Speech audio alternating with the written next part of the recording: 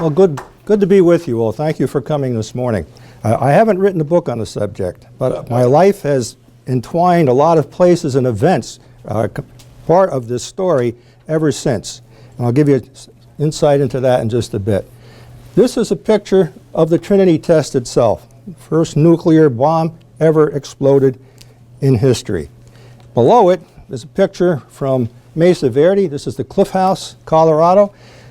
And I'm going to just briefly touch on Anasazi because of the culture about where this laboratory was placed. I'm going to be speaking to you in three different sections, just briefly on the siting of the lab, then on this whole aspect of World War II, the development of the nuclear weapons themselves, and finally wrap it up with a brief epilogue, including some of the Pacific nuclear testing in which the Navy was involved. So at any rate, we'll touch on that a little bit as well. Before we get started, though, one of the things I have always enjoyed in giving this lecture is having some of the veterans who had been present in the Pacific at the time come up afterward, or their descendants, to share their experiences with me. And that, to me, has been a very valued part of my own pleasure in doing this. And I've already had the pleasure of two of these this morning before the rest of you arrived. So I look forward to hearing from some of you afterwards if you'd care to share those with me. So with that, let's go on. I mentioned my life involving places and people. At university, I attended a lecture given by Dr. Robert Oppenheimer. It was a memorial to Einstein, who had died the preceding year. I walked into that lecture hall, I sat down. I didn't understand a word Oppenheimer was saying about the theory of relativity. I'm not sure I still would. But at any rate, it was quite fascinating talking about Einstein. Little could I have guessed that some 32 years later, this blue-collar kid from New Jersey would be out there hired to implement a new federal program at that lab. Between that point here in 1956 and here in 1988, I was stationed in Pearl Harbor, CINCPAC, for a couple of years. I was there during the Pueblo crisis in the war room at the time. I can tell you why we were unable to respond to that, but I won't. It's not part of this. But the other thing, too, I took 8 corporate trips to Japan for my company. And we had plants both in Tokyo and also down in Kure City, adjacent to Hiroshima. So I've seen Hiroshima. I've spoken to and with many Japanese. Had my own answers to why we dropped the bomb. Should it have been done right or wrong?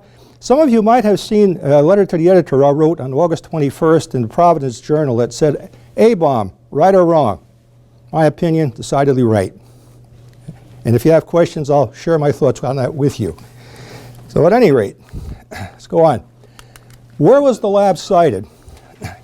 This is the Four Corners area of New Mexico. Here's Mesa Verde. Here in this North Rio Grande Valley is Los Alamos. The Rio Grande River runs down here. We've got Santa Fe. Santa Fe was developed in 1610. It's the oldest capital in the United States. It's also the highest capital in elevation, 7,000 feet. Here is Lamy, which is down in here. This is the railroad site where all those supplies were being brought in by train. You can see that they would have been brought to Santa Fe, taken up through here, through San Ildefonso. Some of them were taken directly across this way. Others, because of a heavy bridge, had to be brought up this way to where the lab was sited. This is rugged country.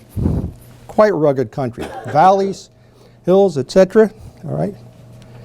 Okay, there we go. Here you can see Los Alamos.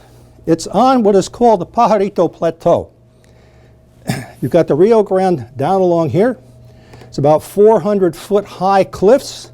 And then this long, gentle slope here of the plateau. Mountains along here up to 11,000 feet.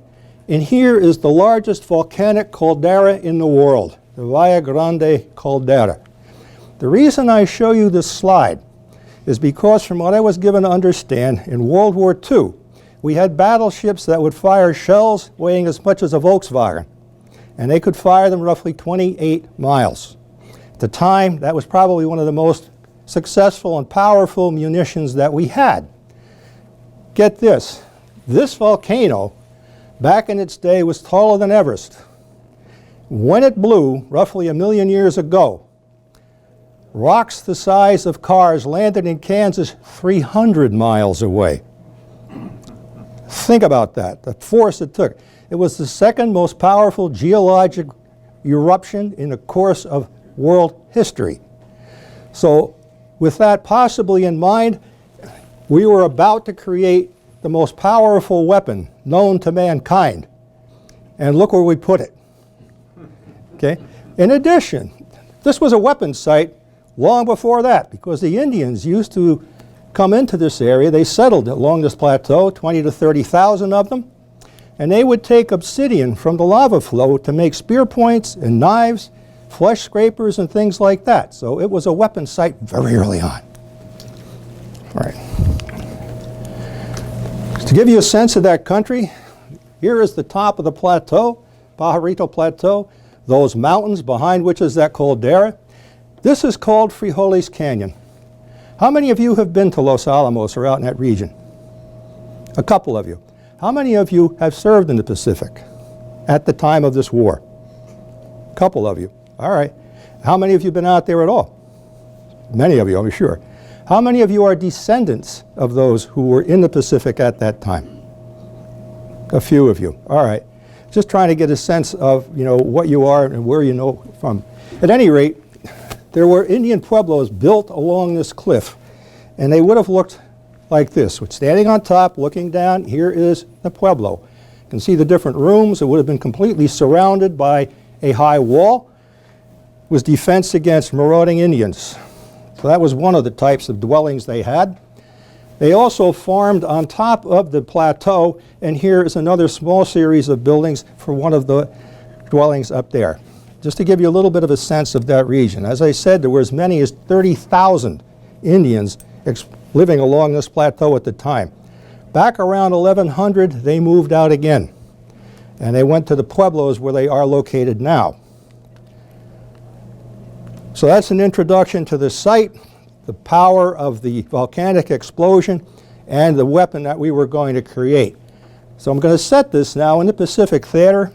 Each of the years from 1938 to 1945, I'm going to give you a little touch of the theaters, German and Europe rather, and also Japan, and what was happening in the nuclear programs in the world. So here in 38, Japan's been warring in China since 31. They control a good portion of that country. They recently taken Nanking, and I'm sure all of you have heard about the rape of Nanking. The Japanese was a very brutal occupation. But in Europe, there were some interesting things going on at that time. For one thing, in August, the German military mobilized, and they occupied the Sudetenland. You might recall, as a consequence, Chamberlain from Britain visited there, and in essence allowed that to happen. All right? And the rationale being given by the Germans was that this Sudetenland is settled essentially by Germans anyway, so we were simply going to take them back into the nation. And it made sense. It was a form of rationale. At the time, diplomatically, it was sort of a no harm to anybody thing. Well, they took what should have been theirs anyway. I think there was another reason, and I'll share that with you now. In that same year, this Dr. Otto Hahn, a German physicist, announces the discovery of the phenomenon of nuclear fission. In this, what you would do is to break up a single heavy element, in this case uranium, into smaller elements, and tremendous amount of energy released. He discovered the basic phenomenon. As a consequence of that, Germany begins to research on weapons that would eventually result in nuclear fission. When Hahn announced this to the scientific community in Europe, of course what happens is that some of these scientists say, oh, this could be weapons. Germany knew it. They could be very powerful. Germany had not yet evinced exactly what it was going to do, but then look what happens. One of the European nuclear scientists by the name of Leo Szilard, who was a student of Einstein's, calls Einstein, alerts him, and Szilard came to the US. That's the other thing. When Germany began this program in earnest, they began, in essence, capturing nuclear physicists from various German countries. They actually went out, grabbed them, and brought them into Germany. When word of this got around in the nuclear physicist community, many of those European physicists began to leave to come to either Britain or the United States. And Szilard was one of them, and he came to the US. he gets to Einstein and he said, I think you have to alert the U.S. government to the fact that this is very dangerous.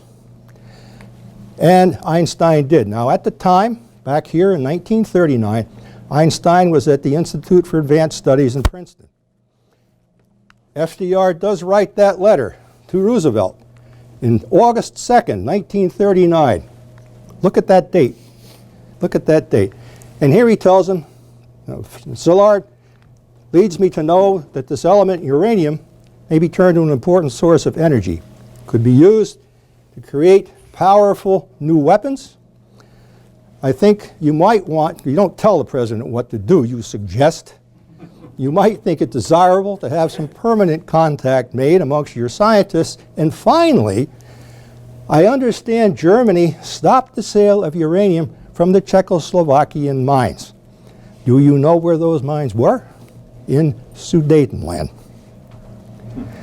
Now, if Germany had announced to Europe, we've taken Sudetenland so we can have a new, potentially very powerful source of weapons to destroy you, what do you think the response of Britain and France might have been? Quite a bit different than it was. So I just point this out to you because when I read this, I went, oh, wow, you know, look at that. All right, and look at the date. 1 month later, Germany invades Poland.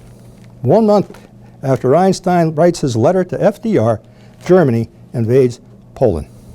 And of course, with that, France and Britain both declare war against Germany, and we are off and running.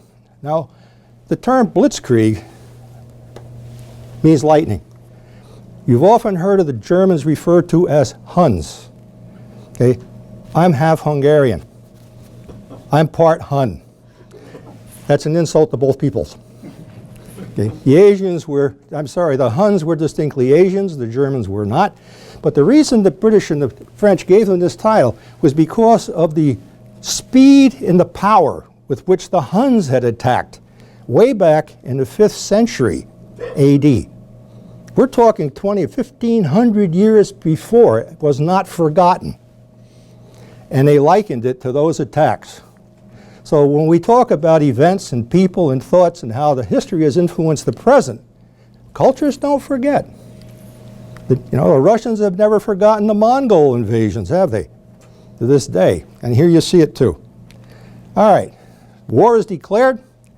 And of course the Soviets invade Poland. And eventually they are expelled from the League of Nations. What's going on in the nuclear program in the U.S.? Nada. Okay? We were not taking sides. 39 Pacific Theater, Japan continues to do what it's doing in China, starting to move through the Pacific Islands. At the time, this was certainly no threat to the U.S. interests. Plus, our people simply wanted no part of another European world war. And Congress knew it, and so did FDR. But things continue. Gets a little bit more difficult to accept when you begin looking at what Germany was taking. All right, and they had allied with Russia. They already had an agreement how to split Poland. And of course, the only force countering them at the time is Britain and its allies, its colonies. 1940, Pacific Theater. Japanese forces are pushing now down into Indochina. In response, the U.S. cuts off oil exports. Okay? This is tantamount to a declaration of war, but it was not formal. At the time, there were formal protocols, and one of those was you declared war before attacking anything. Declared war before attacking. Germany violated that when they went after Poland. Japan would as well. In 1940, by the end of that year, if we look at the world, you can see that Britain, the U.S. The U.S. is not formally in, but is definitely supplying Britain with weapons, armed goods, food, other things. All right. And we can see where the Japanese are moving out more and more into the Pacific. Russia has now moved up and taken Latvia, Estonia, Finland. Things are quite a mess in the world right now, becoming a matter of considerable concern.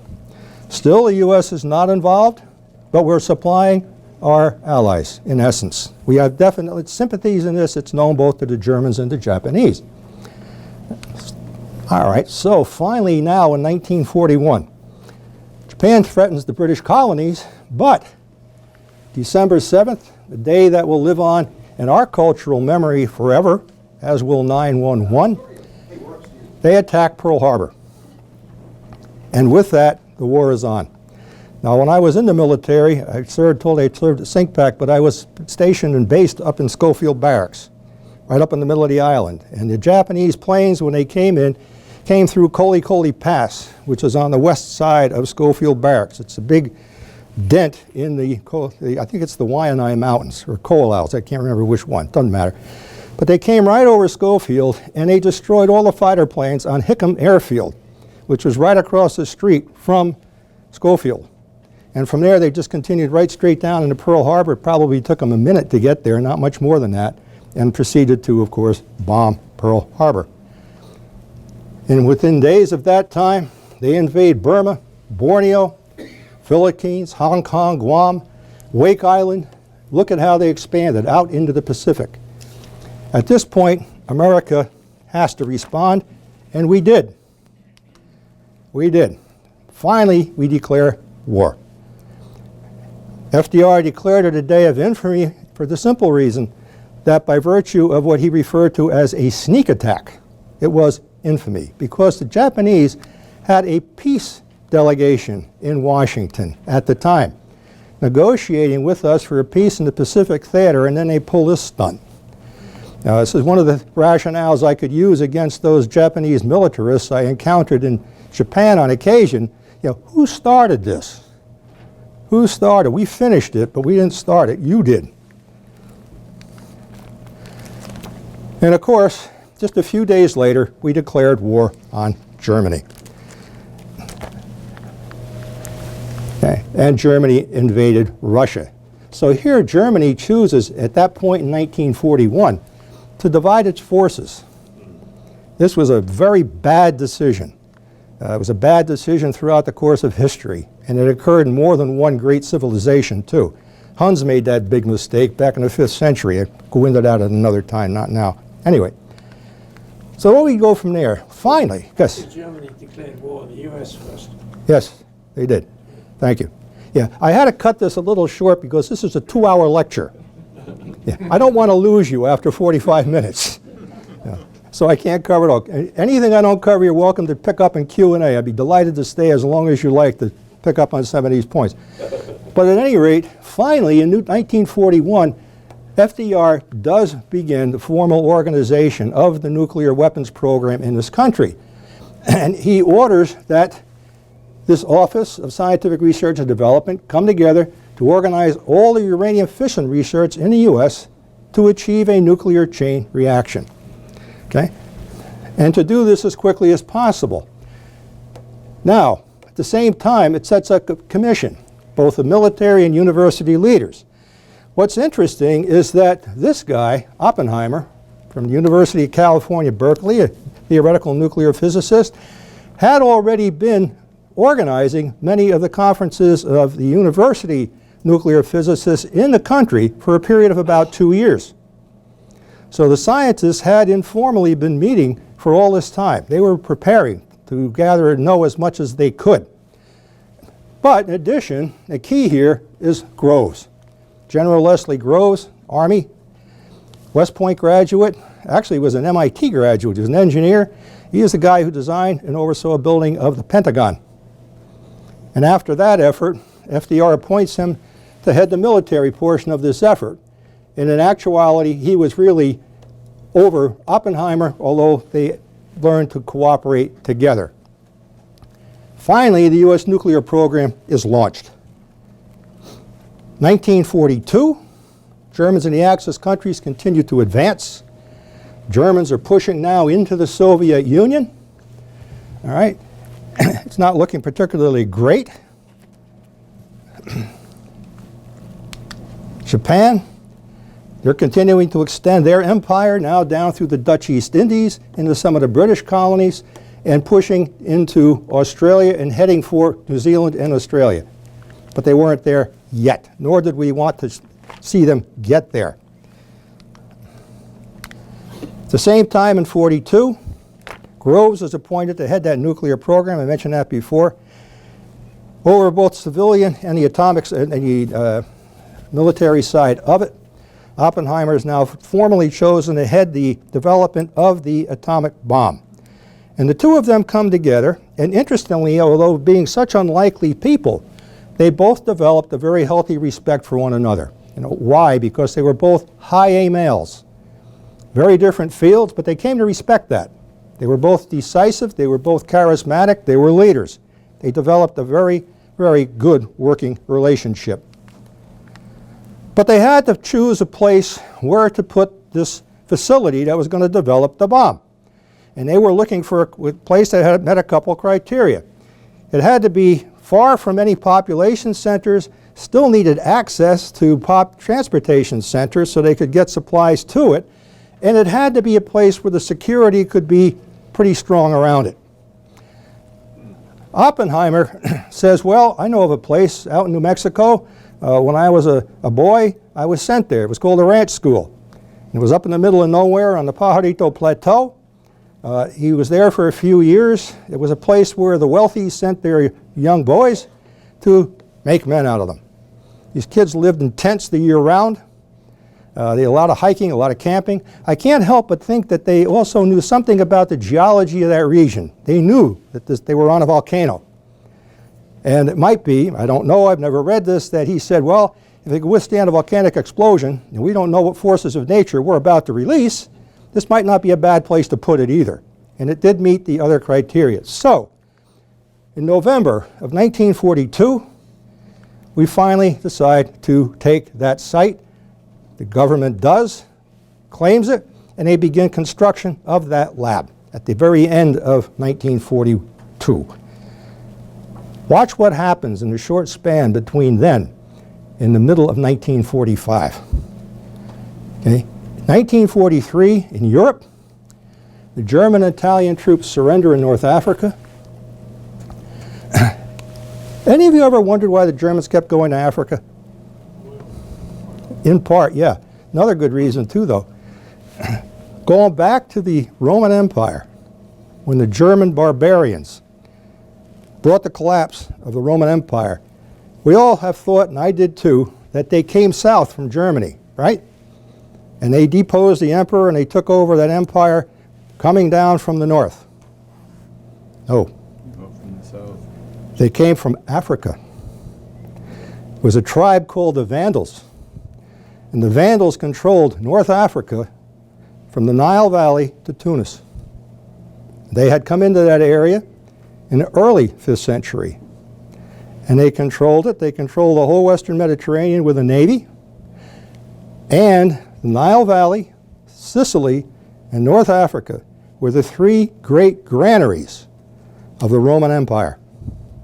They produced much of the foodstuffs that fed the empire, and the Germans now had two of them and eventually took Sicily. They controlled the food source for the whole Roman Empire. They lost control of that in the 7th century to the Eastern Roman Empire, but I found it rather fascinating to read that. They attacked out of Sardinia and Corsica, and they took the Roman Empire down. But at any rate, Soviets also stopped the German advances along that entire front and began finally to push back into Europe. The Allies land in Sicily and Italy. Bombing raids increase. But Churchill and Stalin and Roosevelt meet in Tehran, Iran. Iran was a neutral nation at that time. And you can see that we must have had some confidence in how things were going, because imagine what it took to get our president around all of that warfare up into Iran at the time. Could not have been particularly easy, but they did it. In the Pacific, a lot of island hopping going on. American forces driving the Japanese from these places, New Guinea, Attu and the Aleutians, the only American territory ever occupied by Japan, from Tarawa. All but 3 of the American battleships were now back in service. And finally, I believe it was Navy planes, brought down the plane of Admiral Yamamoto, commander of the Japanese forces. We had cracked the famous Japanese Purple Code at the time, and we were able to go get that plane and take it down. In this country, We're organizing to build that lab. It starts in Santa Fe, and a very inauspicious little place out here on 109 East Palace Avenue, right behind the governor's palace. It didn't look like anything now, and it doesn't look like anything, or it doesn't look like anything then. It still doesn't. And I was out there when I was there. Here you can see it. This is now, it's got a big plaque on it saying this is where Los Alamos was founded. This is where it all started. This was the early administrative head. And the woman heading that program was a widow by the name of Dorothy McKibben. At the time, she was 38. Oppenheimer hired her because she was known to be a very good administrator in volunteer efforts in the city of Santa Fe. And she seemed to know everybody who was anybody in the region, which was a good thing because she had to find places to put up all these scientists that were going to be brought into the lab. You know, the hotels couldn't handle them. They didn't want them in the public. They had to be isolated and out there somewhere. Where do you put them? You put them on ranches that are sitting out in the middle of nowhere all around the city of Santa Fe, up in the mountains, out in the plains. And she took care of all of that, this hiring. Interesting stories about when they brought people in there and they walked into this place and they would say, where are we? Look around. But at any rate, some interesting things. In addition to being in this very non-auspicious place, there was one post office box at which everybody at the laboratory got their mail.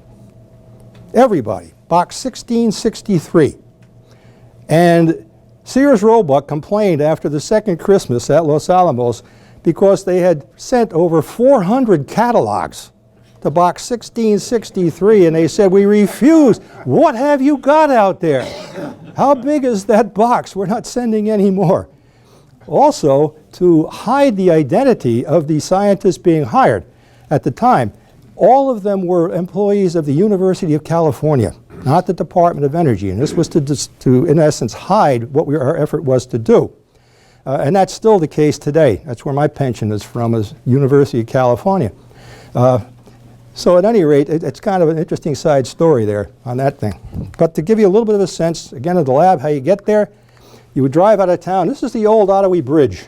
Here you can see, I was telling you, those mesas, Pajarito Plateau at the top. Here's your 400-foot drop. You drive up through these valleys, you get up on top, and Los Alamos would be located on the top. But back in those days, to get there, you had a one-lane dirt road.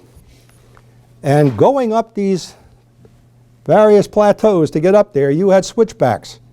And some of the old switchbacks were still not used, but they were there. And I looked at those and I thought, my God, they brought the bomb down on that. That had to have been the most terrifying experience you can possibly imagine, except for one that I'm going to share with you in a little bit. But that must have been quite something. What were people in the city told? When you looked up there, to this day, you can still see that there's something going on up there. You can tell there's a city. They weren't blind in those days. They knew it too. But what was it up there to do?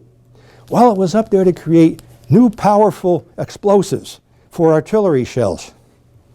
And it's a good thing they used that example too, because there were an awful lot of booms that were going on up there, and they weren't nuclear in nature either. They had high explosives required for a lot of the elements of the bomb that I'll share with you in just a little bit. And they looked up there, and that place was called the Hill or the Lab. The Hill. And the device itself was referred to as the gadget. Never the bomb, it was the gadget. So they would drive up there, and when you got to the top, there was your gate, main gate. I think it's still there, off to the side. And once you got through there, you were down a rabbit hole, the proverbial rabbit hole. This is the old Fuller Lodge. It's still there. That was the main building of the Boys Ranch School. That's where most of the instructors lived, and it was used also for classrooms. You know, it's still there. It has a museum in it now. It's a lovely building. But most of the people were not so fortunate. The military lived then, as they still do, in barracks. I lived in one of the first 2 weeks I was out there. That was when we walked into it for the first time. I had a little 2-room apartment with a bathroom. My wife cried. You're going to be in this for the whole summer, because we were having a house built out there, but it would be 10 weeks later. No, at any rate. But this is where the married couples were. Whoopee indeed. Yeah. And you don't hear, and a lot of wives cried when they got there too, believe me. Yeah. Yeah. It's not much bigger than one of those either. But they used the old brown, black Betty stoves to cook on. You know, they could burn charcoal, wood, coal, just about anything. They were used for heat. They were used for cooking. Interestingly enough, as I said, many of these scientists were married. A lot of them had children. And as a consequence of this, Oppenheimer was keenly aware of the importance of the role of women at Los Alamos in taking care of hearth, home, and husband. And as a consequence of that, he involved himself to an unusual degree in meeting their requirements to keep them not only happening, but to keep their husbands functioning with what they had to do. Plus, a lot of those wives also worked in the lab as administrative secretaries and various other functions. So they were part of his workforce. He actually, at one point, had to come up with a 6-priority list of which women would get help on housekeeping or baby care. 6 categories for the women, on top of everything else he's trying to do. Why? Because he felt that they were that critical to what he was trying to achieve. I told you that scientists were coming from all over the world. Here are just a couple of them. Okay? Niels Bohr, Danish, very famous man, winner eventually of the Nobel Prize. He escaped Denmark just before the Nazis invaded it, the night before they invaded. And he fled and finally made it to Britain. Edward Teller, Hungarian, brilliant nuclear physicist, advocate of the hydrogen bomb. He would become Oppenheimer's great thorn in the side. Terrible, terrible person. I had private lunch with him on 2 occasions at his request. The first one being, I was there at 1988, and he said to me, knowing I was half Hungarian and he wanted to know how the Hungarian kid was going to open this lab up. And we sat down, and it was like being a piece of meat in a tiger cage, you know. But I explained to him what I had in mind, and he went, oh, well, that'll be interesting. You know, about 2 years later, he came back, and by that time we had a very successful program actually going. We had a lot of companies come. We were having at least one a day because we had something to offer. And he said to me, how are you doing this? The whole tone was much different. It was fascinating to talk, got to chat with him a little bit about what it was like back then. Enrico Fermi, an Italian nuclear physicist, he would create the first actual chain reaction that was controlled in the nuclear reactor. Finally, Richard Feynman, an American, Princeton graduate, PhD. This guy was the imp of the laboratory. He took great pleasure in completely confounding all the security measures that the security people from the military would put in place. They'd put something in place, and he would go and get through it somehow. And then he would come back and point out to them what they had to do to make it better. So he couldn't get through it, and neither could anybody else. But at any rate, they learned to accept that, but he still drove them crazy. And apparently, they really needed that. Now, the one thing that Oppenheimer did, he declared Sundays was a no-work day. He would not allow anyone to work. And they didn't. Why? They had to let off steam. The pressure and tension was incredible. They could not, the men were forbidden to speak to their wives about what they were doing. So the only thing they could talk about over the dinner table really was entertainment for the weekend. Parties. Parties were a big thing. Drinking, a lot of drinking, a lot of drinking, a lot of affairs, a lot of children born. including to Oppenheimer. They had one as well. You know? In fact, they had so many children being born up there that they had to build a second hospital and bring in pediatricians. I'm not kidding you. It was really quite something. And all of them had the same birth certificate. No birth certificate reads Los Alamos. You were born in Santa Fe at the time. All right. So anyway, it was a very, very different kind of place. Now, as we know, the military certainly puts a great premium on keeping things quiet. Science, you have to open it up. You've got to share and learn the learning you do. And they did this at weekly meetings, bringing in their division leaders and what have you. And it worked very well because speed was of the essence, as it is with me. So major scientific questions that were coming up, you can read these. I'm not going to take you through. But the key to all of this was the availability of materials. And uranium-235 was available in nature barely. Barely. It took a ton of naturally occurring uranium-238 to produce 1/2 pound of uranium-235, the fissionable material used in the bomb. Plutonium did not exist naturally. It had to be created, and it was. So there was literally no ability to test the materials that they were going to use. Here we got the fission process. Oh, I can't go back that way.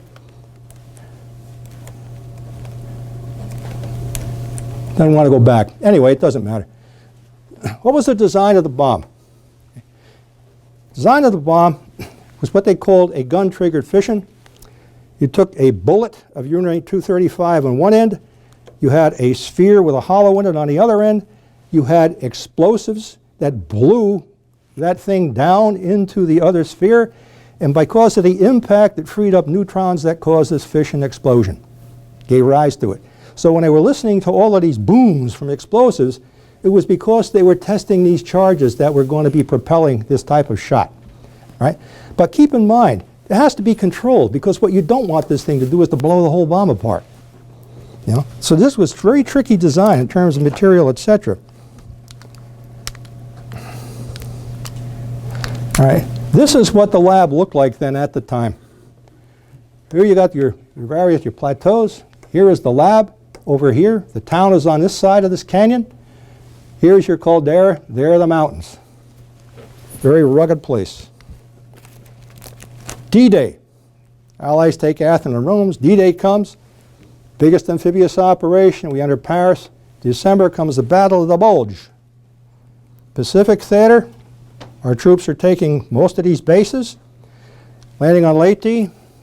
Japan's last aircraft forces are defeated. U.S. enjoys total air supremacy in the Pacific at the time.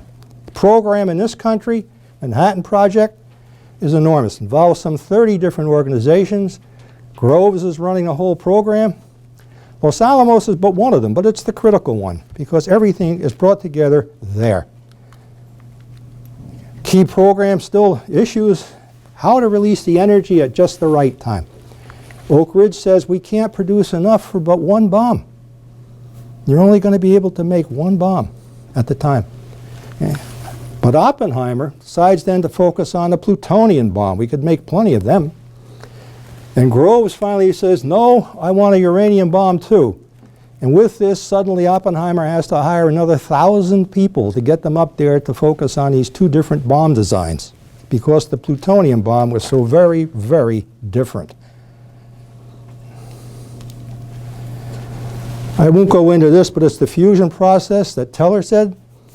Hydrogen bomb is a fusion process where two things come together to create one. Fission, you have one thing that's split apart to create two or more.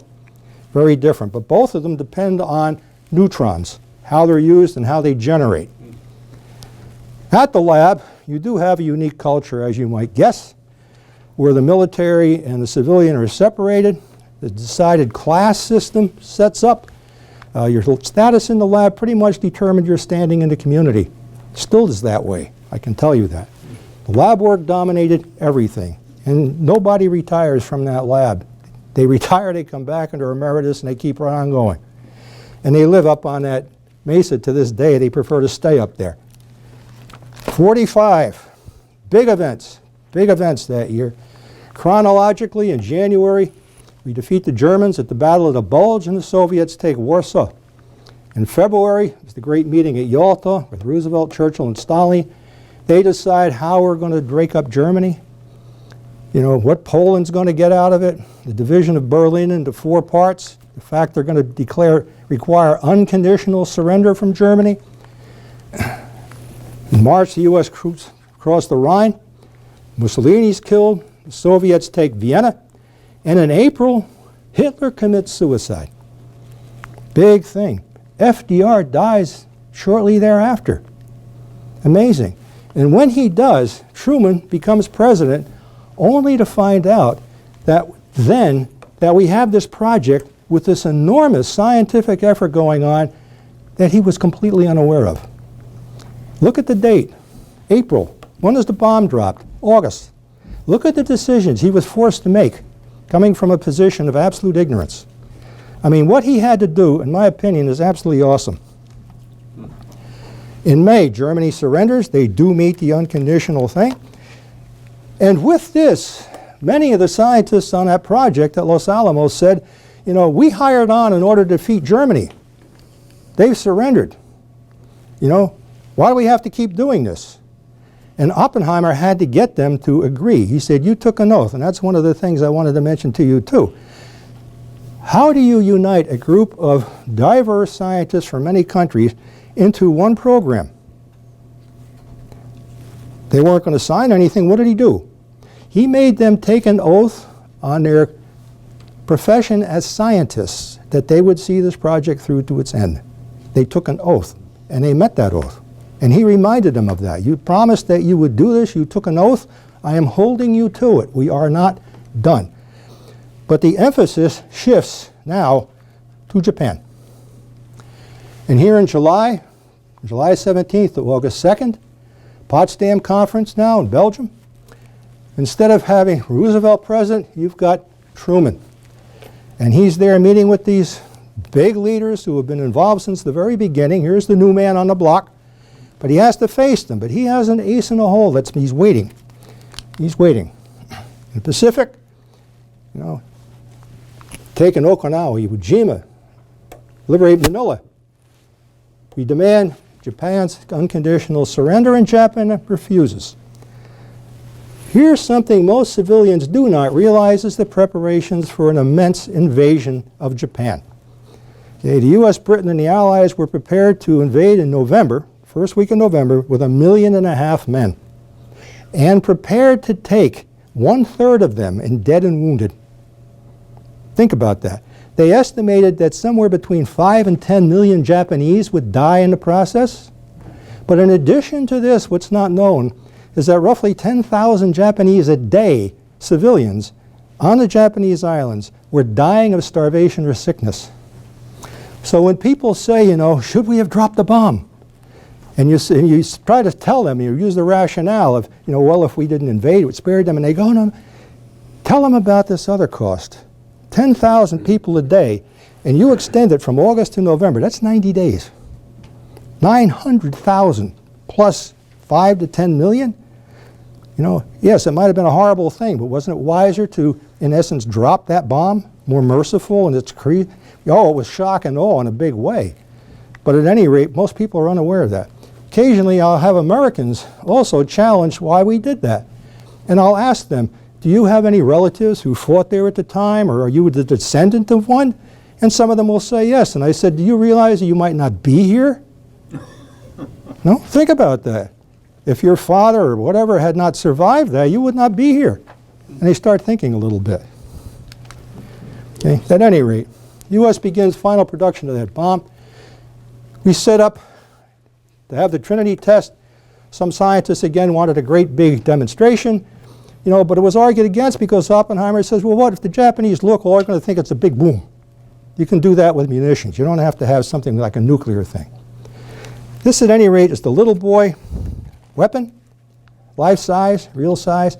This is the uranium-type bomb, that gun trigger, most reliable of the two type of bombs that were going to be used. This is the other one, the plutonium, the Fat Man bomb, much more complex material requirements. Look at all the different types of explosives they've got. The timing was critical. It almost makes you wonder how they ever got this thing to work. You know? But this is what they first used at Trinity. And again, we only had enough for one bomb. So at any rate, on August 16th at White Sands, you set this tower up. On the day before that, the 15th, bomb is being hoisted up here 100 feet high. And it dropped. It dropped. And you went, ooh, what happened? Well, they had thought about this. You know what they used to cushion it? A bunch of Army mattresses. 10 feet thick. This bomb weighed 10,000 pounds. So they had about 10 feet of mattresses under it to catch it, and it did. So they get it up there. The night before, they rig it up. There was a thunderstorm threatening. Thunderstorm was threatening. So what do? They have an explosives engineer stay up there with it overnight in case lightning hits the bomb. And when I read this, I thought to myself, and what do you think might have happened? They didn't know. But at any rate, he had to arm it, any rate, you know, but any of those other circuits could have gone off. And if it had, it would have been, he would have no story to tell his descendants. He wouldn't have had any. But at any rate, following morning, finally, at 5:30 in the morning, the bomb is detonated. By the way, he'd left the tower by that time. Okay. And there is your first picture of the first nuclear explosion in the history of the world. Okay. At the time that was dropped, Oppenheimer's quote, "I am become death, destroyer of worlds," from the Bhagavad Gita, an Indian Brahmin story. Groves was said to have commented, you know, "We must keep this a secret." One of his troops said, "Lord," he said, "General, they've heard it in 5 states." It was attributed to a blow-up of a munitions bomb. But one of the scientists at the time at the site said, "My God, we're going to drop that on a city?" You know, and we, as you know, we did. Word of this was conveyed immediately to Truman, still at the Potsdam Conference, and as a consequence of this, suddenly the United States stiffened its resistance to a lot of Russia's demands being made out there, because he knew we had this weapon. The Russians would find out shortly about it, but they probably were not aware that the bomb had been tested successfully. The following day, the parts of the Little Boy were sent by the cruiser Indianapolis, also by bomber, to Tinian Island. I'm sure most of you are aware of what happened to the Indianapolis a few days after it delivered its load, one of the most terrible losses of ship life in the Pacific at the time. But at any rate, it was there, and a few days later, the plutonium bomb was again sent by bombers into that area. So here's Tinian. The distance from it to Hiroshima, approximately in August 6th, 1945, the very first bomb. It's about 5,700 miles, and not much longer to go to Nagasaki, a few days later. Here's the Enola Gay bomb being loaded, and on the big day, August 6th, that bomb is dropped. Lands on Hiroshima, demolished it. Get your question later if you have one. Demolished it completely, killed something on the order, estimated 70,000, 80,000 people. One of those people that it didn't kill was the sole surviving member of a family who was now the R&D director at our plant in Kure City next to Hiroshima. That morning, about an hour before that happened, he was sent by his family, and his family lived almost right under the central point, the bombing site aiming point, to a relative about a mile away. And he had left the relative's house. There was a wall between him and that where the bomb went off. He was at the time 6 years old. He said, "I was walking along the road. Suddenly," he said, "the sun rose in the west. It was an incredibly bright light. I looked, I went, 'What?' And he said, 'When I woke up, I was covered with gray ash. And I looked across the street. The wall was still by him. I looked across the street, and everything was gone, including the home of his relatives.' And he walked out beyond the end of that wall and looked down the main road that to this day you can stand on. I stood on that corner, by the way. Look straight down that road, and there's the building. I'll show you in the next picture. Well, I'll show you now. That one. That one. Look down. There it is with the dome, the whole thing. And he said, the city was on fire and gone. And he said, and I realized my family was gone too. He eventually came down with cancer, and he said, I'll die. He said, I have never told this story to an American in English, and I was being spoken to me through an interpreter. He could speak it. He said, I just vowed I'd never talk to an American directly, and he didn't. As we know, it wasn't enough to convince the Japanese to surrender. It wasn't enough to convince their military people. Their civilian, the emperor, was ready to call it quits. The military said no. So what happens? A couple days later, boom, the plutonium bomb gets dropped. And that was even more powerful. It might interest you to know that we had 140 total pounds of uranium used in Little Boy. We had approximately 7 pounds of plutonium used in Fat Man. Okay? The degree of destruction was even greater in the plutonium bomb. But those were the only 2 bombs we had left. The Japanese had not surrendered. I mean, imagine, we would have had to have gone in because we had no more. That was it. So at any rate, with that, of course, look at Nagasaki. It's gone. It was just incredible. War is over. Japan surrenders. Interestingly enough, it was not an unconditional surrender. The one thing that allowed us to have the Japanese surrender is that MacArthur had enough wisdom to allow the Japanese to retain their emperor. If we had not done that, they would have continued fighting. But he was their symbolic leader and head. And by acknowledging that and allowing him to continue to rule, which he really did not. MacArthur ruled Japan, make no mistake. Symbolically, they remained a nation. And they accepted surrendering. And they've been a very loyal ally ever since. But back in this country, this is a quote from the co-pilot of the Enola Gay, "My God, what have we done?" So Americans were keenly aware that we had really done something that was rather frightening. Epilogue, some events since that time. Less than a month after the bomb was dropped in Nagasaki, we had the first American casualty at Los Alamos. He dropped a 10-pound ball of uranium, and it went critical on him, and a small thing. It didn't result in a nuclear blast, but it sent neutrons pouring through the room, and he died of radiation poisoning very quickly. In 1946, Los Alamos was designated a permanent site for U.S. nuclear research. The reason for that is, of course, when Japan surrendered, the scientists had no further reason to be present. And a lot of the European ones wanted to go home or go into American universities to try to hold together those people. Oppenheimer said to the government, "You've got to do something to assure these people they have a career left." So it was designated a permanent site, which it continues to this day, but it's not the only one. 47, he's made director of the Institute for Advanced Studies at Princeton. But look at this, in 49, Russia explodes its first bomb, nuclear bomb, 4 years later. And I think we all know that there was a lot of spying that had gone on. If I had 2 hours, I'd tell you a lot more about that, but we don't. If you have questions, we can talk about that a bit later. But the Atomic Energy Commission strips Oppenheimer of his security clearance, interesting things on that. But finally in '92, a Russian delegation visits Los Alamos for the very first time. And I was there. And it was quite a day. Quite a day. 2 buses come in.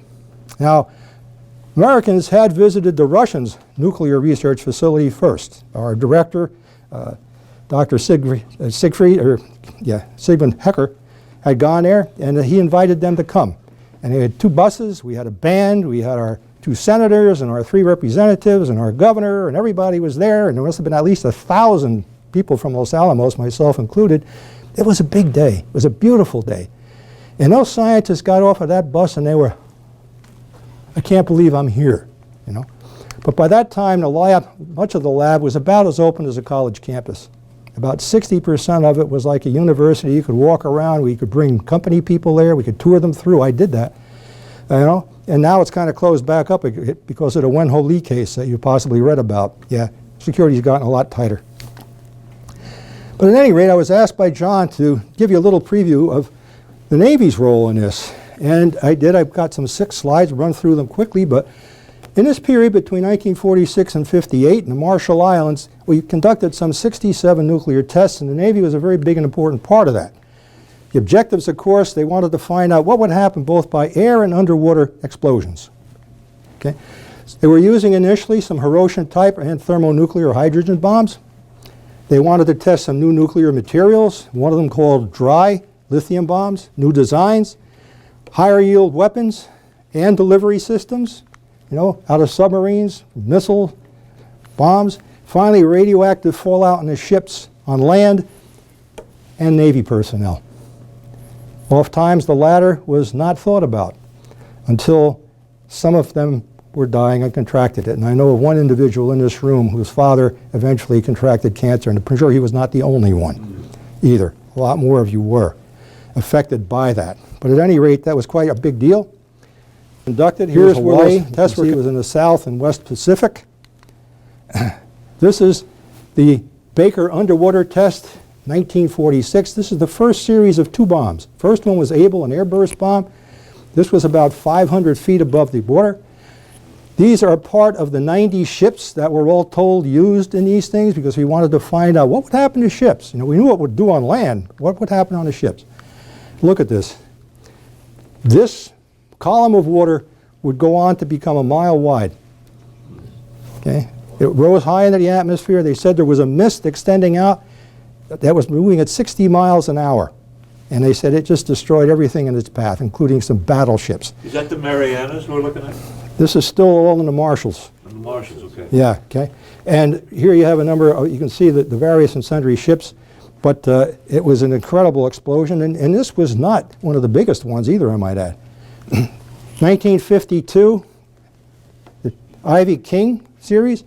This is a uranium-plutonium bomb, 500 kilotons, okay? One of the largest fission bomb ever tested of its kind. Rose 11 miles into the stratosphere. Frightening thing. Operation Ivy, the first thermonuclear bomb. You can see that the cloud is quite different. Okay? This was a land detonated bomb. Million tons, 10.4 million tons. Not thousands of tons, but millions of tons more than the Hiroshima bomb. I think it was 750 times more powerful than the bomb that level Hiroshima. Test Bravo, where we used something called a dry thermonuclear bomb. It used lithium to accentuate the uranium present in the thing, you know. And this detonation was the most powerful we ever think. 15 million tons of TNT were blown, the equivalent of. And it's astounding. A few years later, we, of course, were firing them out of submarines on missiles. Spy program, we don't really have time for that. Mission changes, of course, for military, more efficient, powerful weapons, target designs. Now it's primarily into maintenance and verification. And civilian, all kinds of things, including, interestingly, the human genome. Los Alamos was a pioneer in that. What's the impact, the effect of radiation on the human people, on people? And out of this, of course, came the ability to interpret the human genome. This was my area, tech transfer. We really don't have time for that, but a lot of good things to do. It was sponsored by our two senators. I was hired. I was told I was one of the first hired out of industry, if not the first, to run such a program in a federal laboratory. It was quite challenging. But finally, here again is the culture that preceded that at Los Alamos.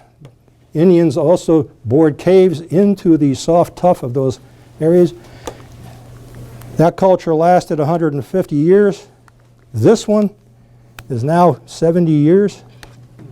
Now, how long, much longer will it continue? Who knows? If it's not blown up by enemies, it might be out there a while. That's it. I thank you for your patience. I know I'm over. I tried to cut it down, but anyway. Happy to answer Q&A. How did I know you would be the first one to ask? I don't know. My father was one of the structural engineers at Paducah that put up that facility there. I never knew what he did. What did he do? Well, what did he do? No, this is a good question. When you went up there, figured they had built a city up there initially of about 3,000 people. What did they have there? Really, they had a bunch of log cabins. Just enough, you know, for the people who were on the faculty of that institution. They had to build all of those little buildings that you saw. They had to build all of the military barracks.